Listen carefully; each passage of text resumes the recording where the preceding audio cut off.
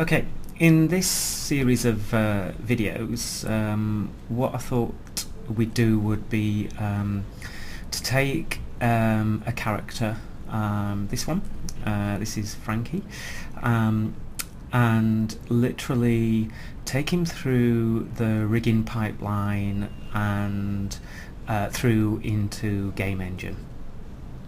And this way we can go through the whole referencing pipeline setup, creating a skeleton, skin weighting the character, creating a rig, and then animating and then exporting into game. And also, because it is a referencing pipeline, I want to be able to make changes to the character halfway through, just like you would get in a production, and look at how that can be integrated and not lose any work and still maintain the animations and the workflow. Okay, so we've got the model. Okay, it's a relatively low model, roughly about 5,000 tries. So I made sure I focused a little bit on the face topology so that we can go through and create a little face setup as well. And but let's before we start, let's talk about the pipeline and the folders that we need to set up, and how we are looking at referencing in the various aspects and building it as we go. So what I'm going to do is switch to Photoshop and literally let's have a look at what we've got in terms of the overall folder structure. So I ultimately know that we have a geo file.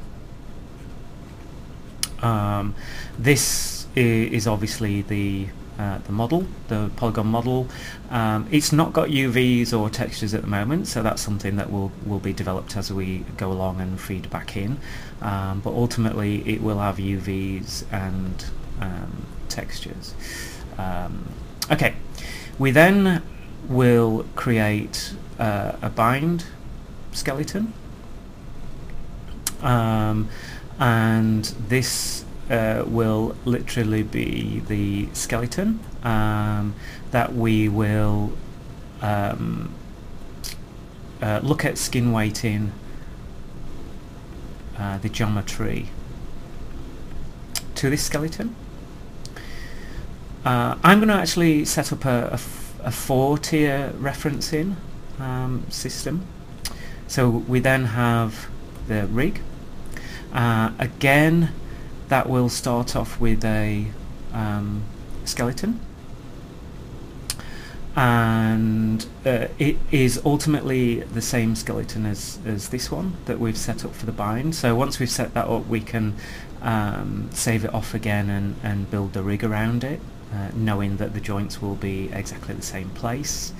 We will build all the controls, look at IKFK switching, various things that we would expect in a rig, and then I actually once the rig is created, then I literally reference that into another file, and that's where we do the animation. So, you know, all the walks and idles and various actions that we want for the game character. So ultimately, this kind of collection of videos will look at taking the character into game and exporting it into Unity and UE4.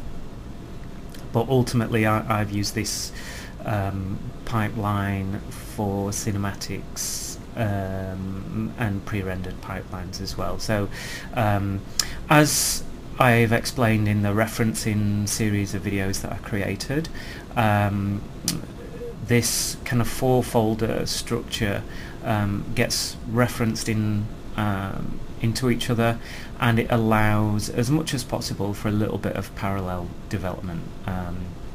Not entirely. I mean, the skeleton can't be created until the core proportions of the model are there, and obviously the rig can't be created until the core skeleton's done. So, but once, as soon as we've got the proportions of the model, then we're pretty much up and running, and the system is quite flexible for the model, within certain reason to change, and we can either save the skin weighting and reapply it, or if there's not too much change, it will just get absorbed within the skin weighting. Okay, so that's an overview of the kind of the folder structure, which we'll set up in a minute. So let's just have a look very briefly at how this is going to work. So literally we will start off with our geo, and you've already been introduced to Frankie as the low poly geo character. Okay. We then so this top labeling is ultimately the name of the folders that we're going to create. And you can call these folders you know, what you like, but just make sure that you name those kind of meaningfully, so that the pipeline makes sense. Okay, so ultimately this is a skeleton, and the geo file will get referenced into the bind file, which has just got the skeleton. So as soon as you reference it in, the model comes in with it, and this is where you do all the skin weighting. Okay. From there we duplicate the skeleton, and once the bind skeleton has been set up, we can duplicate that and use it as the core of our rig. So this is the rig folder, okay, and again the skin weight will be referenced in, and ultimately, because these are the same skeletons and the joint rotations will be identical and should stay identical, then literally this is where we will set up all our IKFK controls. We can do all that in the rig. Ultimately we will be setting up IKFK switching, which involves three sets of arms that you can switch between, but ideally when we want to export the character into Game Engine, we want to jettison the rig. The rig is there only to drive this skeleton, and that will be done using constraints,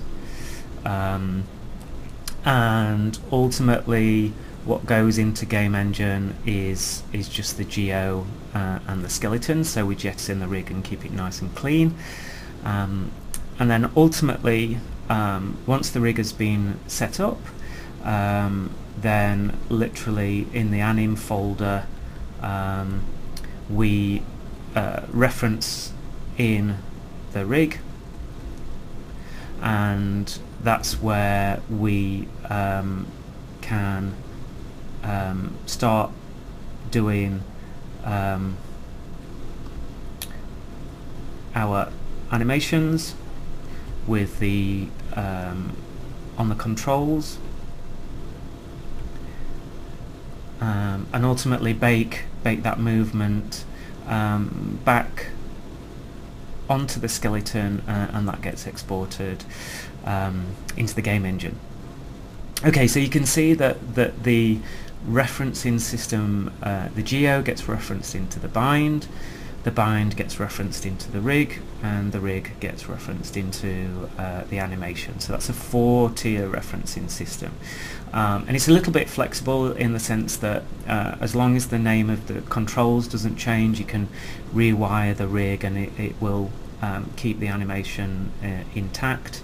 To a certain degree, and we'll talk about that as we go along, and actually I'll make changes to the geo to show you that you know, if you're working in a pipeline and the art director or the modeler you know, changes the character, we can reskin it and that gets fed through, and ultimately it keeps everything intact that way. Okay, so that's an overview of the whole referencing system, and I'll stop there, and in the next video look at just setting up the folders, and we'll make a start.